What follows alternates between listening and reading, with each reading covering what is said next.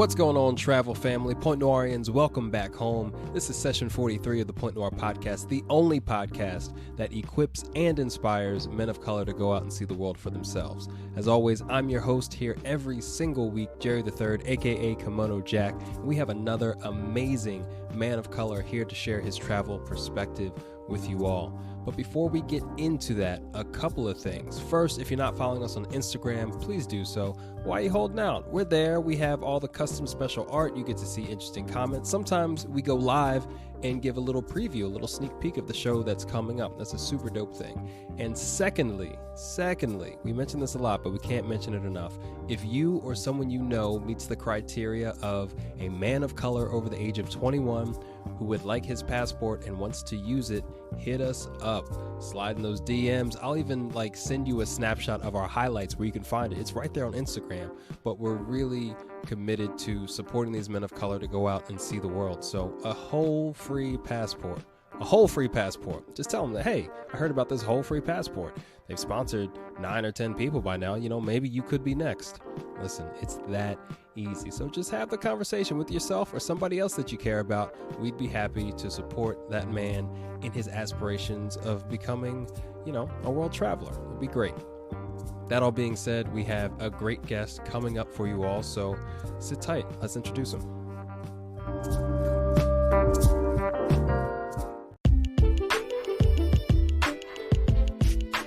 Joining us today as our special guest at The Point is Asa Leveaux. Make sure to follow him on Instagram at Asa Leveaux and check out his personal website, asaleveaux.com. Listen, we cover everything when it comes to travel and being yourself and experiencing freedom. And Asa's ability to translate these ideas with such clarity and simplicity is incredible, especially considering that he himself says he started traveling out of despair and desperation. It's an incredible story. If you love good stories, if you love impactful words, this is going to be the session for you. So y'all already know the drill. 3 steps. Here we go. Number 1, find your refreshing beverage of choice. Number 2, find that cozy couch corner that you love to curl up in when you listen to the show. And number 3, sit back and relax because we got you covered. You're at the point, baby. Enjoy today's session, and I'll see you on the flip side.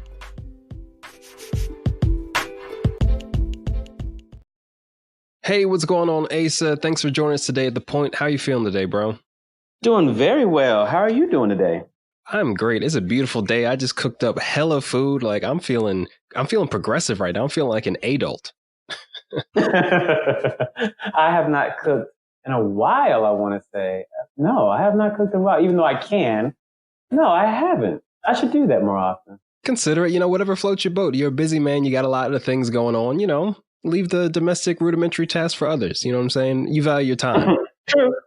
I do, but I do enjoy cooking. There's nothing like serving people, everybody coming over, and I get a kick out of that. So yeah, I can still need to do that for sure. Yeah, it's a deep thing. The ability to nourish and provide some life force for somebody, and then the meeting over the table over a meal, nothing beats it. Yeah, totally. Oh, if there are open invites, you know what I'm saying? You know where to send your boy one. Let's stay in touch for that, if nothing else. Of course. I appreciate it. Well, listen, fam, I'm excited that you're on the show. Excited we could finally connect. Your energy on Instagram, just your story and everything, we're going to talk about travel, but I think what travel might have brought to you and the opportunities it opens up will be interesting to other people. So can you tell us where you're coming from, a little bit about your origin story, getting into travel and becoming an adventurer? So you're the first person to ever call me an adventurer. Let's just be totally honest about that. I have never used that term. I enjoy that term, though. So right now, I'm going through the Middle East. So since last year, I've done work and played in Kuwait, Afghanistan, Abu Dhabi, Bahrain, and I think that's it. Yeah, I think that's it since September last year. And coming from Oklahoma City, Oklahoma. And believe me, it did not start out like me getting passports tatted up. That was not my normal. That was not even really on my radar. growing up in Oklahoma. Our biggest thing in Oklahoma City is getting to Dallas. If you can get to Dallas, you made it. Wow. Okay. Yeah, definitely. And then as far as finally traveling, I didn't travel my very first time until I was in the military. So my first plane ride was getting deployed to Afghanistan in 2003. Was that my first one? I want to say that was my first one. It could have been, yeah, I want to say that was my first one because I believe they took me by car or bus to basic training. And then I took another bus after that. So yes, definitely airplane was going to war. Wow. And so you were part of that post 9/11 generation, I'll call them, of enlisted active military. And we have a couple of the guests who have also been a part of that. And I think one of the interesting things to bring up is that, from my opinion of history, that was the primary way, especially men of color, were traveling and seeing the world throughout the 50s and 60s, throughout World War II, once we were allowed to be in part of units, but military was it. That's how people of color mostly traveled. Exactly. And I will say, I really do love those stories from those Black men, because those stories are the first times that I remember hearing Black men be hopeful en masse. Before that, I personally have no auditory recordings in my mind, in my history, as far as men that look like me being hopeful to a possibility that they can share with another person that looks like them. So when I heard stories, of Black men from Alabama, from Pensacola, Florida, from Macon, Georgia, getting on trains, then getting on boats to Europe and finding out what Italy was and what Paris was, and then to be kissed and adored and welcomed and hugged freely and continuously, and what that did for them, I am inspired every time I get a chance to hear their stories. They're so powerful, and they were so different for what was going on. It was a stark contrast to what was going on socially and in the daily life. Tuskegee was ridiculously major. And there's one that really sticks out to me. I ended up teaching a lot of Black history when I was in Paris for about a year. I was a tour guide on a Black history tour, and we learned about Eugene Jacques Bullard, the Black Swallow of Death. Are you familiar with him? I am not familiar with that. As far as the only Black people that I'm knowledgeable of are actually expats. So Josephine Baker and James Baldwin, as far as being in Paris. So no, I'm not familiar, but I would love to know. Okay, we'll talk about him. He's an icon. He is the first Black fighter pilot, fought against the Red Baron. Yep. Okay, had no idea. By the time the U.S. forces came to Europe in World War II, because we were late to the show, the French were like, yeah, thank you so much for your pilot. He's amazing. They're like, well, Black people don't fly planes. He was already enlisted. His story's fascinating, but stuff like that captured my imagination. I was just like, damn, these military brothers were out here doing it. And then the impact they had when they came back to the States was massive, especially after World War II. Exactly. And a lot of things that I think emboldened the civil rights movement came from having a new experience that things really could be better. Because I really do believe that if they had not, I'm not saying that war needs to be something celebrated, because I've seen too many things in that respect. So what I am saying, though, is when they thought themselves better, because my thing is, if you come from Jim Crow South in the 1930s, to think yourself better is a feat all in itself. So when you get to see and feel what this could actually look like, and it's not this whole worldwide aggression to who you are, then you can dream a little bit different. That's so true. I've felt it, and these stories resonate with all of that, and your story resonates with that. So I really want to know, how did you make that transition? I don't know how much I can ask you about your military experience. I'm always sensitive about that. But when did the transition become less for, military work and more on a personal ambition? Because something had to drive you to continue to want to see the world. Not everybody who gets deployed leaves the country again. Despair. Tell me more about that. Despair is what caused me to travel. So no, just so you know that anyone that comes on your show or anyone that you talk to, if we can't say something, we're not even going to bring it up. We're not even going to mention the possibility of the thing. So yeah, you don't even have to go there. So, but as far as what I mean by my despair is the thing that did this. So in 2003, 2004 is when I was deployed for the first time to Afghanistan. And during that, literally 1 month before I got on that flight, I basically eloped. I didn't have a big ceremony. I had a courthouse wedding. So eloped. I wanted to take care of my then wife just in case something happened to me. Because in 2003, things were different than they are now in the sense that you just really didn't know if the person that you were sending off to Afghanistan or Iraq would ever come back. You really didn't know that. So and we didn't know either. So I wanted to make sure she was taken care of. And then in 2005, in 2003, 2004, when I was there, I found that there was this thing called a contractor. So I'm on my base in Kabul, Afghanistan, and I see Black men in civilian clothes. And so I go up to them. I said, "Are you guys Americans?" They say, "Well, yeah." I said, "What are y'all doing here?" They said, "We're working." I said, "But I'm here working. So how are you here without a gun? Like, seriously, how are you here without a weapon?" He was like, "No, we're contractors." I was like, "Okay, what's that about?" He's like, we do the job that the military can't or sometimes won't. I said, "That's a thing?" He was like, "Yeah, it's a thing. It's been going on since the Civil War." I said, "What?"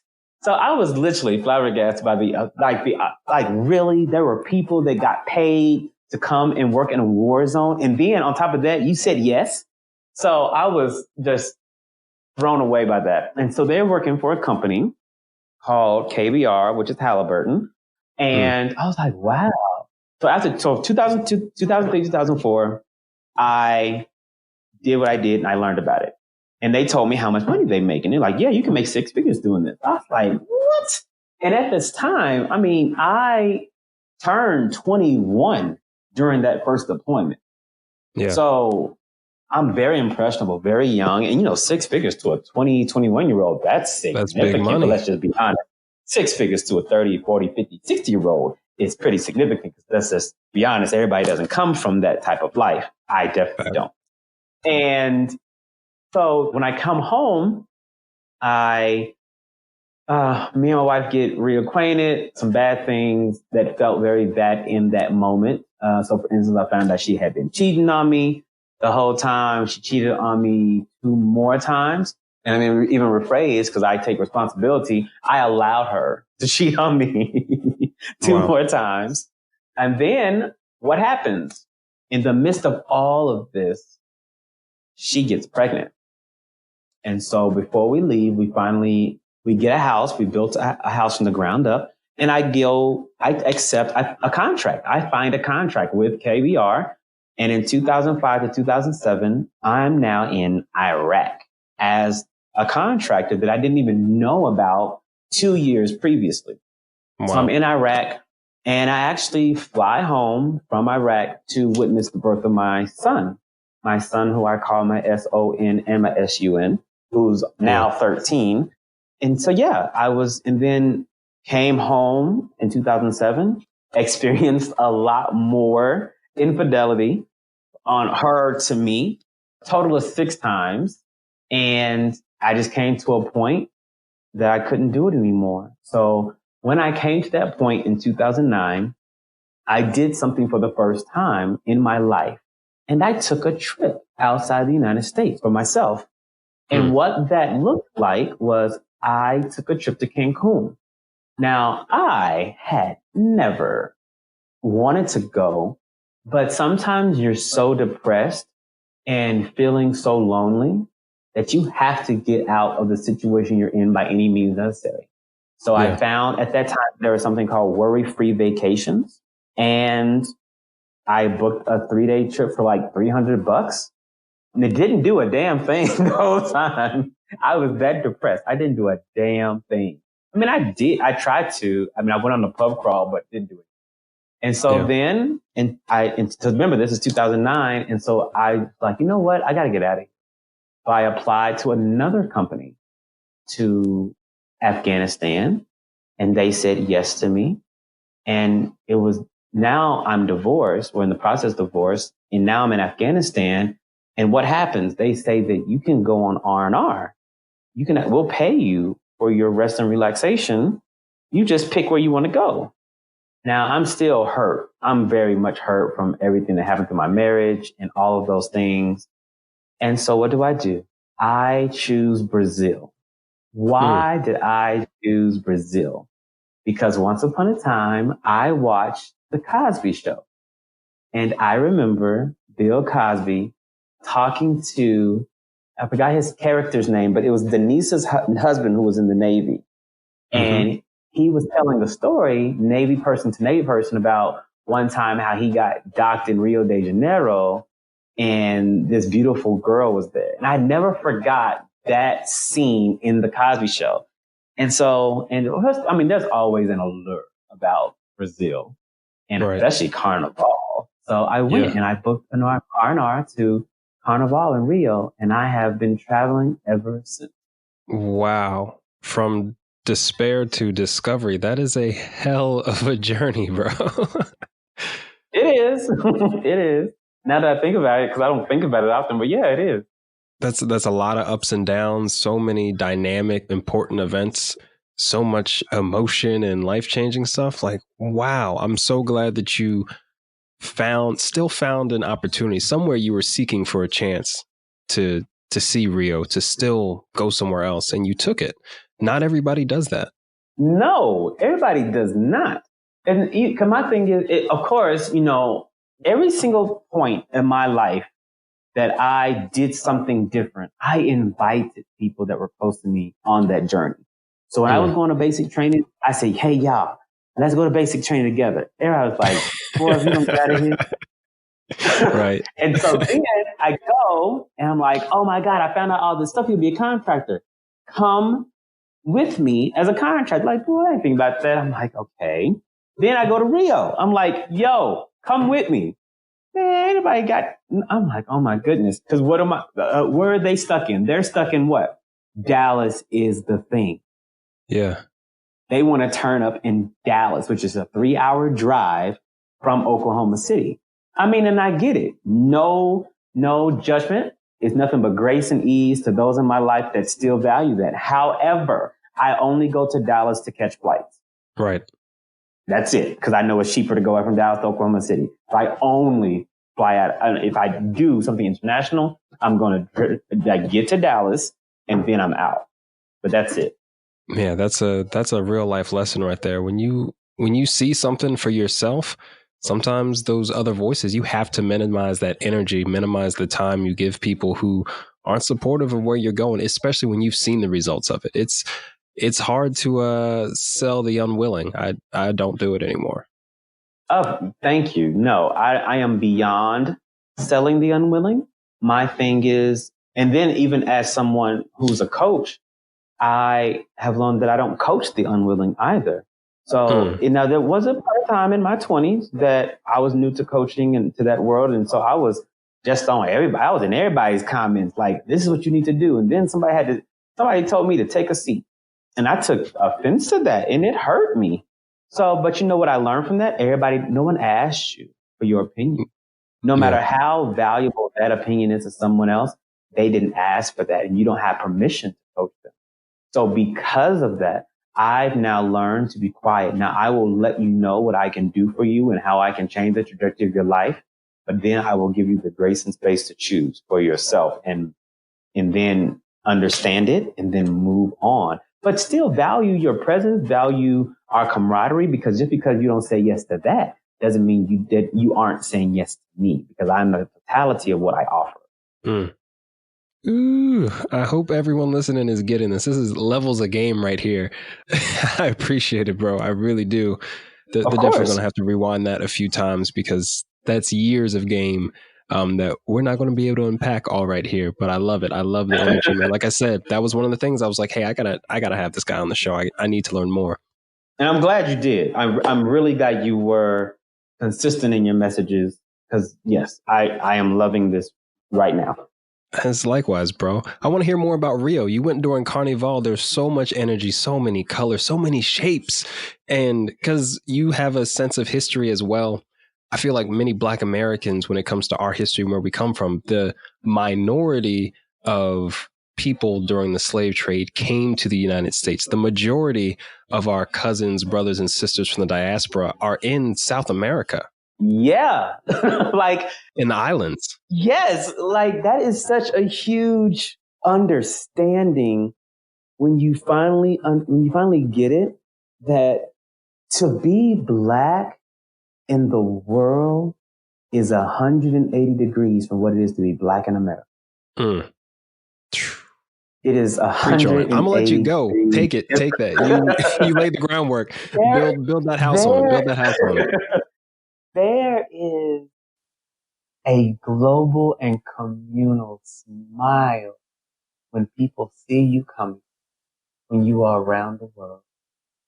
When I travel, let's say I befriend someone that has not been kissed by the sun as long as my ancestors did, and I'm traveling with them, maybe I met them at a hostel or I'm at a pub and something, the energy I get when I'm with them and the energy I get when I'm by myself or with someone else that kind of looks like me is totally different. As well as when we meet back up, our experiences are different.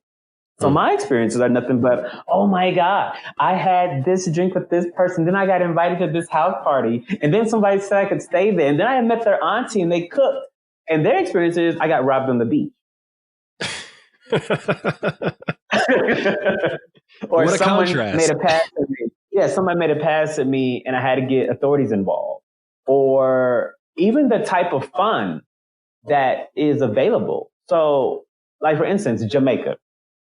I'm in Jamaica and the people that are on the bus, we're staying at a place at Montego called, it was two places. In Montego, I stayed on a place called El Greco.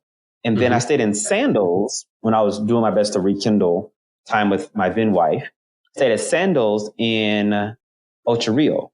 And so both times, the guides and the people are like, okay, everyone, please understand that, you need to stay at the resort. Of course, go to things within, a half-mile radius, go to heavily populated areas and be good with that. And my thing is, damn, the populated areas, I want to see what people like me, where they at? Like, right. I didn't come to stay in a resort. I want to see people. And so when I do that, I'm having a grand old time. But other people, they just aren't. And also they become aware that the privilege of America is change, and they are not accustomed to being in the minority. But when you are a minority going into a majority, your perception becomes free. It doesn't become caged. And so because you've been operating within this little small bowl this whole time about the concept of who you be. So when you get introduced to a world that looks like you, it's like Atlanta on overload. When you get introduced to something like that, it touches your soul and your sanity. Can you speak to the sanity part? Speaking to the sanity part, so to grow up a little Black boy in Oklahoma City in the 80s and 90s, that looked like being in kindergarten. The first time I understood that I was Black, because I was in love with a little white girl named Robin. In love. Oh, this little girl was pretty. And I will say, she grew up to be beautiful as hell. Let's just be honest about that. She fine as hell still. Because we were in school together from kindergarten until we graduated high school. Then I saw her years later. I'm like, girl, you still bad. So I've been having good taste for a long time, I will say. But she first told me when I was in kindergarten, she's like, you know how you became you? And I said, what do you mean became me? She said, how you got Black. Now, this is the first time I've ever thought about myself as Black.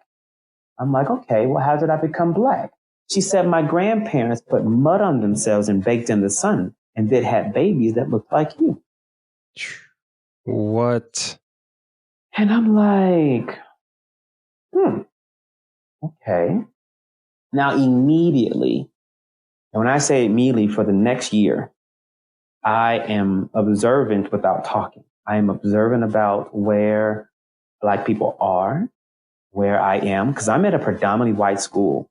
I was born on the east side of Oklahoma City and predominantly Black side of town. Then I got moved to we moved to a suburb because my mother was very, very clear that education was going to be a thing.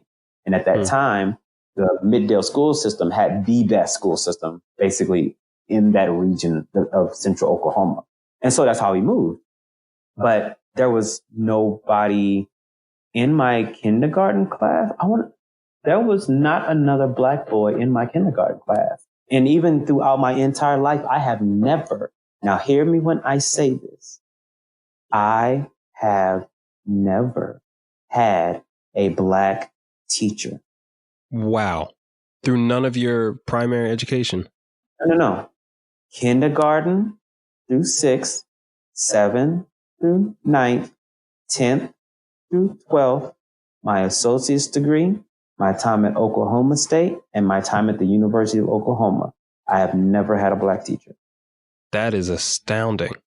Right. So when I talk about my sanity, there is a silent frustration that comes when representation does not look like you, because you are not fully impacted by your possibility. Again, this is why TV in the 80s and 90s played such a big deal in my psyche, and why I revert back to those shows being 35 years old, living in 2019. So I still watch Cosby. I still watch Different World. I still watch Living Single, because those were images that were not present in my community that was around me at all. Now, of course, my cousins that stayed on the east side, they had Black doctors. They had Black teachers. They went to all Black schools. And I didn't. I had none of that understanding. And so for me, I got that through travel. I got that by going to Brazil and looking and seeing that, oh my God, y'all look like me, talk like me, smile like me, dance like me, and free like I want to be. That's and what so do I mean? Powerful. And what do I mean? But what I mean by free like I want to be, I have apologized for my Blackness time and time again through micro experiences. So for instance, if I saw a white woman coming my direction, okay, let me how am I going to do this? Okay. In the 1930s, 40s, Jim Crow, if you're a Black man, you're on the street, downtown, any city, and a white woman's coming down the street, what you're going to do is you're going to get off the sidewalk and you're probably going to cross the street and then get on that sidewalk because the white person is coming your direction. And that was because of fear that someone, might say something about you being close to her, something like that. So my thing was, it was almost like a culture subconscious that I tapped into very early on. So if a white woman was coming my direction, what I would do, I wouldn't cross the street, but I would definitely allow there to be a significant space so that she wouldn't feel threatened by my Blackness. If I got into an elevator and there's a white person, depending on their stature and all these different type of things. Now, mind you, I'm not a big ass Black dude. I'm just not. But at the same time, if I get into an elevator with someone and it's just me and them, I'm going to basically stuff myself in the corner pocket of the elevator. And it wasn't until I was in Costa Rica, sitting across the table in a very intimate setting with a woman by the name of Lisa Nichols. If you have listened to The Secret or read that book, she is the Black woman that's in The Secret. So I was at an event and she was there as a presenter. And I had been following her for about 2 or 3 years at that point. And so she knew who I was. And she was so happy to see me. And so we were just talking, and her assistant, Margaret, were there. And then a future friend of mine, Virginia Salas Castillo, she's there.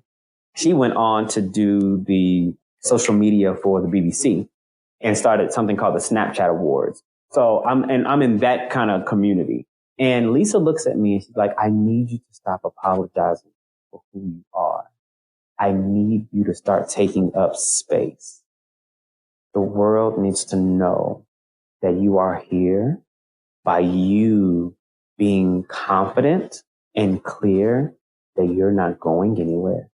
He said, you are ducking to your destiny. You are making your own self small. We don't even have the privilege of doing that for you because every time you enter a space, you do that for yourself. So with that being said, traveling has allowed me to unduck from my destiny. It has allowed me to live life with all feet and my third eye, per se. So when I travel, that's what it does for me. And it has done for me. And that's why I don't need people to travel. So I love when I can see entire groups of people, regardless of color. However, there is a magic that comes when I see Black people traveling, but we just don't do that often. I haven't been known to do it. But when I see it, I'm like, oh, that's so great. But I don't. Most of my passport stamps come from my own personal stories, being in places. They just do. And I like that. Now, this is the first year that I'm going to make a conscious effort to get my son out, even though he and I took a cruise. I'm taking him to Paris this year. We're going there in July.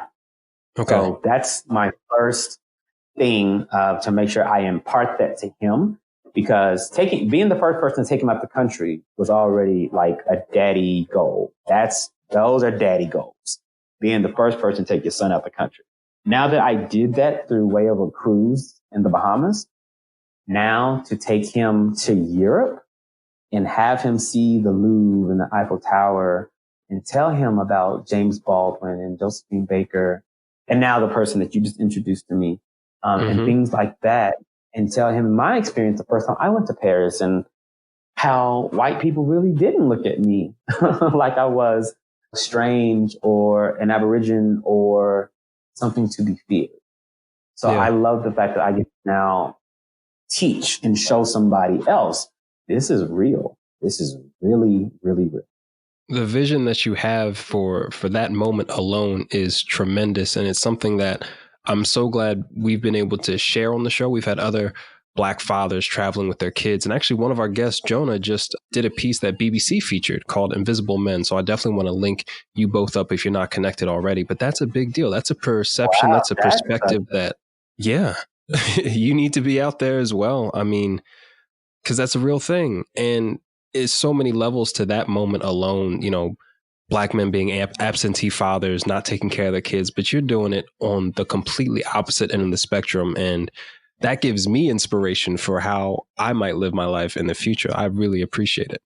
Oh, and thank you for saying so. And one of the reasons why didn't really come from a knowing in the beginning of fatherhood that I would do that, because my beginning fatherhood moments of clarity came around, okay, what can I do to not fuck this kid's head up? Like literally. I just wanted to not fuck him up. Like, I just didn't want him to be the reason why he was on the couch in the therapist's office. That was my whole thing. Can I just not do that?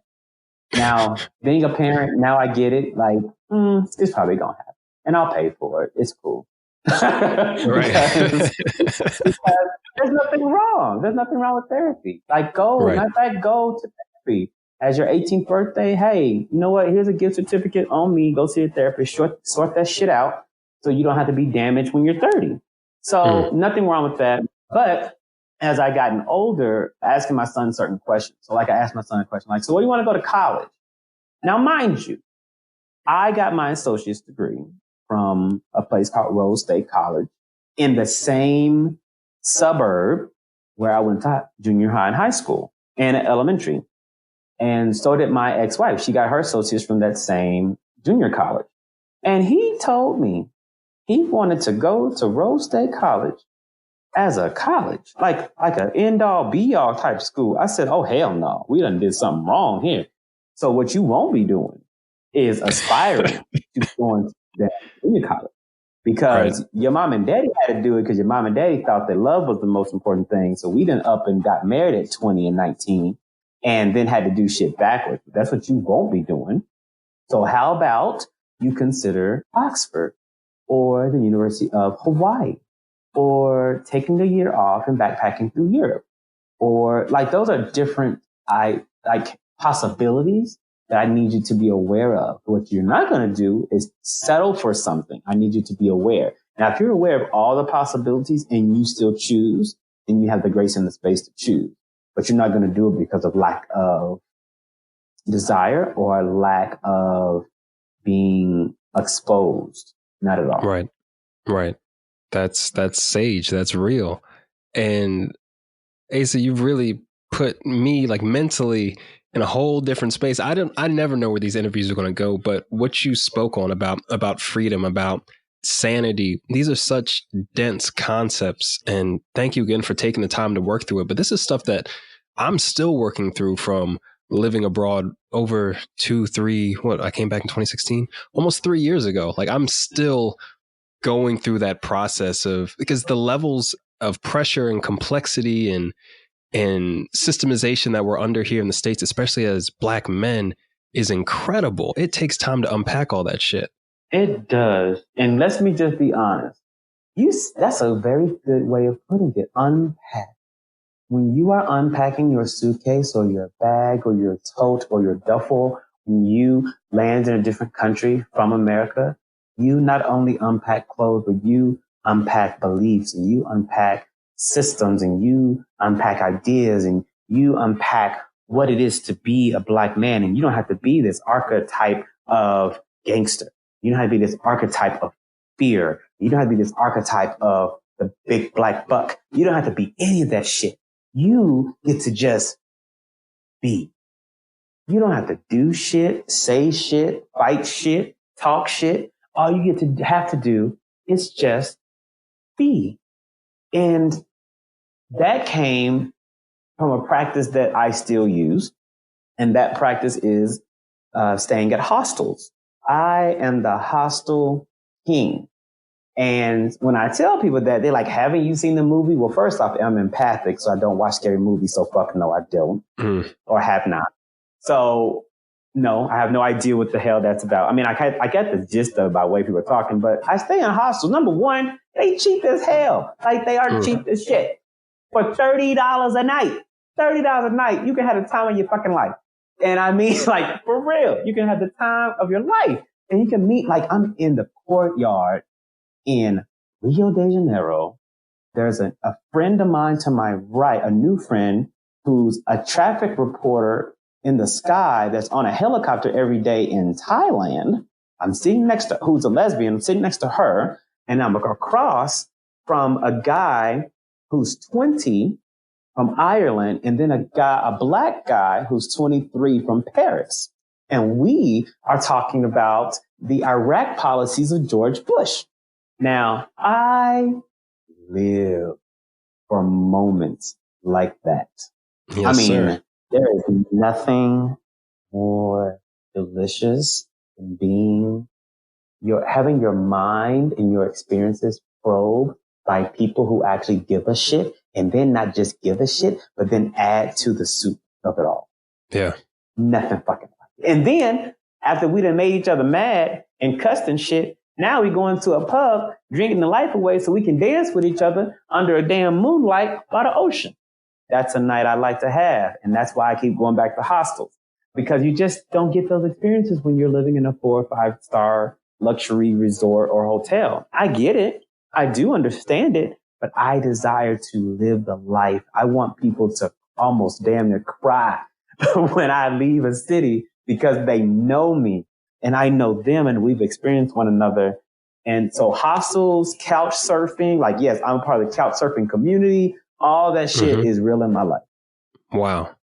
I'm with it. Like I co-sign everything you're saying, and you've brought so much light to this different angle of travel, because getting on a plane, showing up somewhere different, getting your passport stamped, that's very transactional. That's just the physical stuff. But the ability for you to transform as an individual, I want to know if you could share, because I know you do some of this professionally. I'd like to talk about that because I think it's inspiring that your journeys externally have led you to help other people through their journeys internally. Of course, your internal journeys as well. But how would someone who's looking to kind of unpack these thought processes and beliefs, how would they best go about it if they're just getting into travel? You recommended hostels. I think that's a great idea. Hostels, couch surfing. Do you think there's some other exercises like journaling or maybe meditation that might aid in this process? So yes, perfect.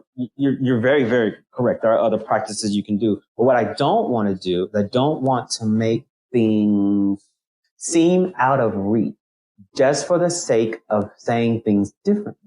So where you and I might say meditation, what I'm going to offer to you, the listener, is I'm going to offer you the ability in your travels on every day, but definitely on day one, to be still. Have some time to be still. This isn't Miami. So when you get to Miami or Vegas, LA, what usually happens, especially when you're in a group, you guys are going to clap when y'all land. You are then going to get into an Uber, get to the hotel, throw the bags on the floor in the corner, yank out some stuff, freshen up, take a picture or a selfie of the room, put that on Instagram, and y'all out. You haven't connected to where you are. You haven't taken in the gratitude of just being in a new place. Everything you're doing them without thinking. The only thing mindfulness is being intentional with every moment of your life to the point that every step you take is blessing the ground you walk on. That's mindfulness. And I'm not asking you to do that, like to treat your entire trip in that way, even though you can, that is a possibility. And the reason why I'm not, because I don't. If you see me somewhere, I'm going to be shirtless, wilding out on a stage next to the DJ. Bet money. However, there's nothing wrong with being still, being grateful for where you are, feeling your new location. To be in Brazil and to feel Brazil are two different experiences. And yes, I'm about to go there. To have sex with a person, but to then be with that person are two different things. And it's the same way when you travel. Yes, it is called a travelgasm for a damn reason, because you can get your whole life being in a new destination. Big facts. Big facts. That's awesome. And thank you so much for simplifying it a little bit.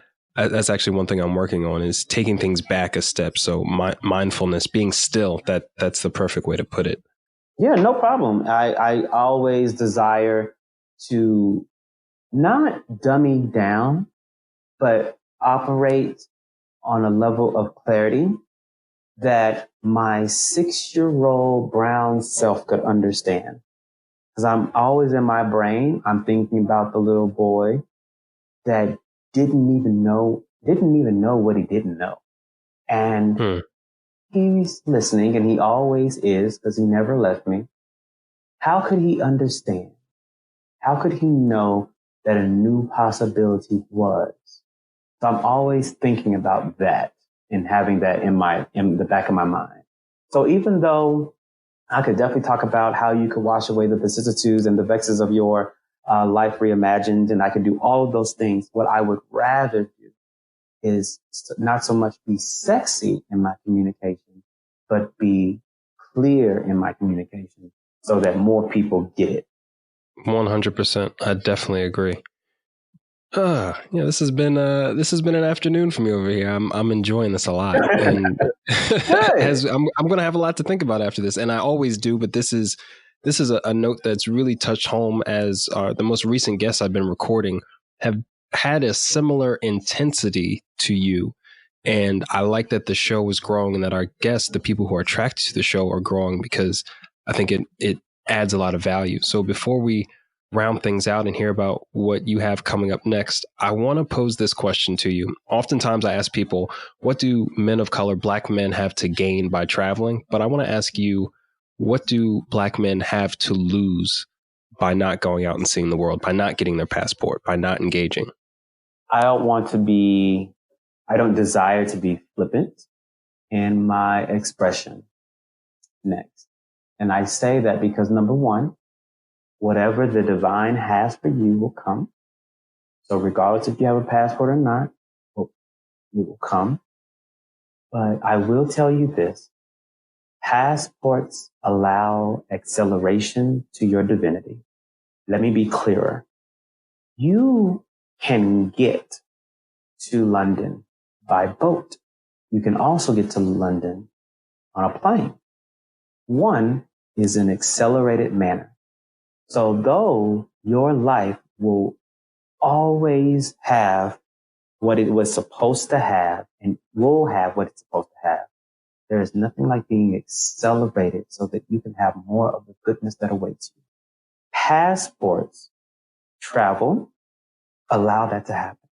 When you are in Kansas City, Little Rock, Chicago, Fort Worth, all of these types of cities, countries, towns, counties, and you are just emboldened with the pisosity of your location as far as, who's doing what, who's not doing what somebody did on Saturday night, the club that everybody goes to. I get it. That saturates your existence because that's all there is.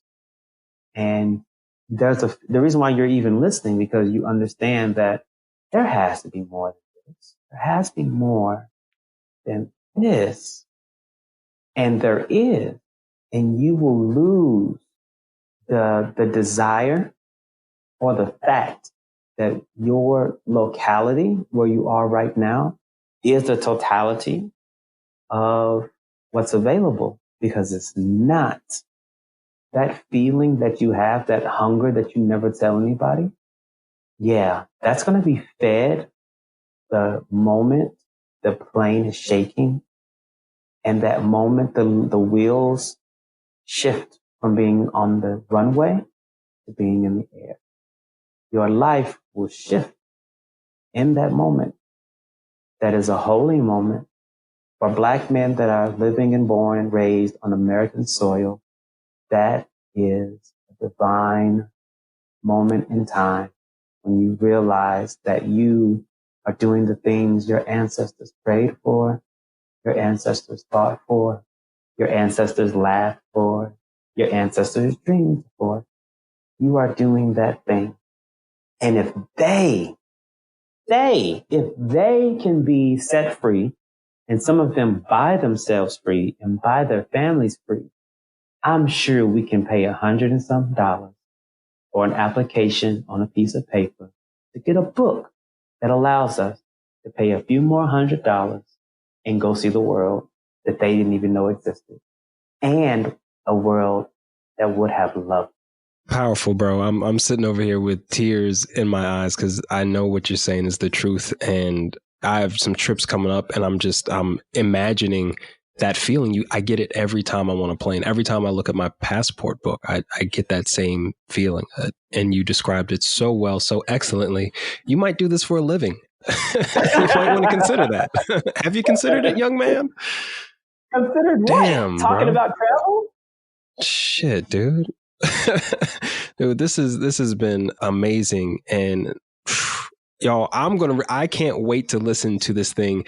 Ariana, our editor, is gonna have to listen to shit too. I'm pretty sure she's gonna be shook, and then I'm excited to listen to this editing again, because this is real talk right here, y'all. Asa, you really been laying it on heavy, and I appreciate it. So as we close out, man, what trips do you have coming up? What awesome projects, positive projects do you have to share with us? What's going on in your world, man? Yeah, sure. So, like I said, I'm taking my little boy, my son. We are going to Paris. And so let's just be honest. I'm not really digging America right now. So I'm not in America right now. So my mama will be, also I'll pay for both their flights from Oklahoma to Paris. And so that'll be a nice time. And then after that, the trips I have lined up are Amsterdam for Pride. Yeah, I'm going to Amsterdam for Pride. And then I'm going to, where am I going after Amsterdam? Oh, I'm going to Greece. I'm going to Santorini. No, not Santorini. Santorini was the place I was looking at. I'm going to Mykonos, Greece, and then Bali. And then after that, I'm going to Thailand. I'm going to Thailand for something called the Full Moon Festival. Ever since Carnival, I'm addicted to experiences that make my feet smile. And I was told that the Full Moon Festival definitely is one that'll allow your international feet to smile. So that's where I'll be headed as well. And so all of that is within this year. Wow, that is awesome. Sounds like a lot of festivities, a lot of good energy. Any other projects that you're working on that you want to share? Yeah, definitely. In all of this, so what I do for people, besides, of course, talking about travel-gasms and and all of those things, is I also help people create their first $10,000 in business as entrepreneurs. And I've recently launched a program that allows people to do that. And I thought about my life. I thought about my life as somebody who likes to travel and be on the go and finds themselves on trains and in airport terminals, and how would I consume information? So I created a online portal for people who want to create their first $10,000 and may even be able to do that on the go. Like you could be something called a digital nomad, which means you can have a business and travel while you're doing it. And so what that's called, so me helping people create their first $10,000, they go to www.myfirst10k. So myfirst10k.co, not com, but .co, to help people. So you get more information there.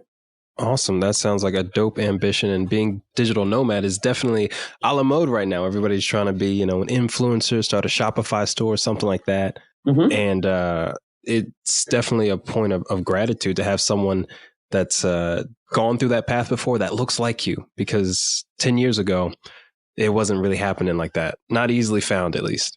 No, not at all. No, not at all. No. So I'm happy that I get to occupy this space as well. And it has given me a lot of opportunities to find other people that are also in the space. So I'm grateful as well. That's what's up, bro. That's a lot of awesome things going on. Safest of travels on these trips. In Paris is like, that's my city. That's my backyard. So I'm glad you guys are going to be out there with your mums and your son. Like, that's goals. Fly your mom out for a trip. That's goals right there. Wow, dude, this has been an exceptional time. I think, bro, I'm still back here taking in everything you said. I'm trying to focus on being a host right now, but I'm over here, having a moment. I really appreciate it, man. Thank you for your transparency, your phrasing, the way you thought through things. These are questions on the fly. This has just been dope, man. Thank you. Thank you for a dope time too. This is your show. So dope is what dope does. So thank you. We're trying to bring all the dopeness over here to Point Noir. Indeed. Oh, maybe we'll be dope. I'll probably edit this out. Dope dealers. Maybe that's a thing. Different context. Come to Point Noir. It's where we deal the dope. Yeah. I get it. Trying to reach the youth. Exactly. Bet, man. Well, we're going to sign off now, man. Asa, thank you so much. We'll have all the details for that in the show description and on IG so people can check you out. Safe travels, man. Keep the vibes going. And I hope to see you here again. Indeed. Anytime you need me. Dreams and blessings. Thank you, bro. Take care.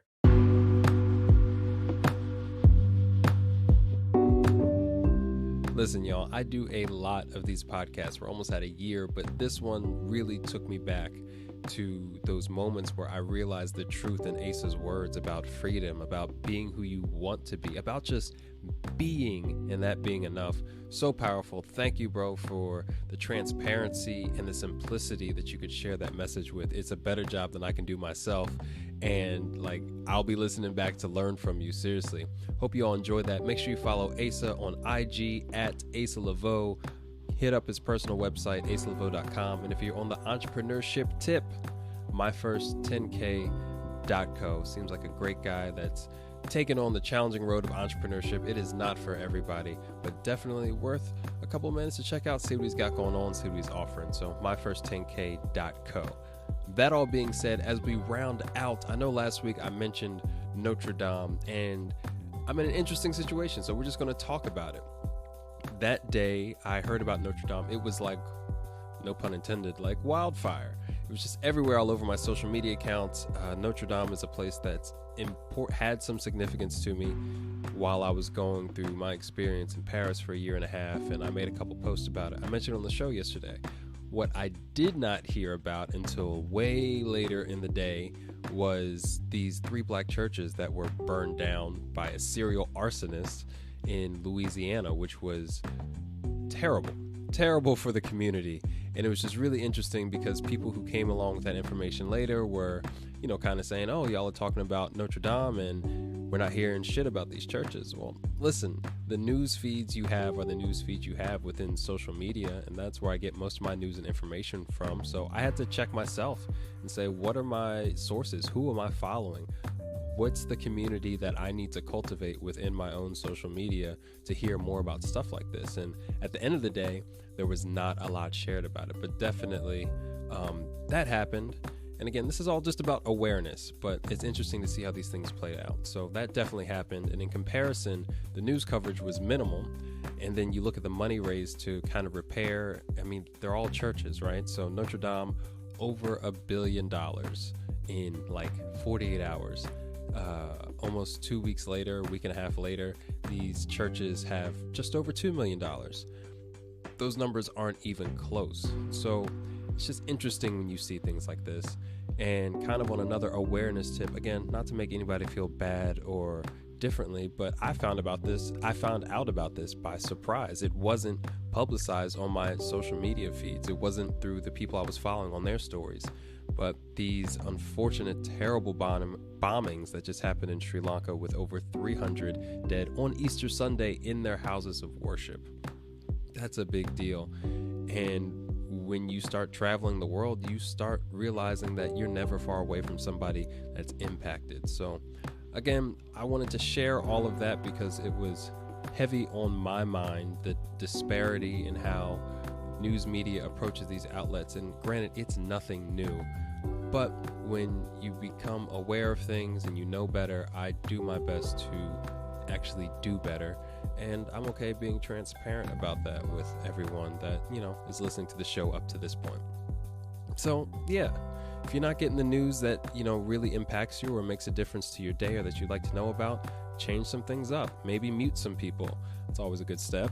And then find some other sources that are talking about the things that do mean more to you so that you aren't the last one to find out.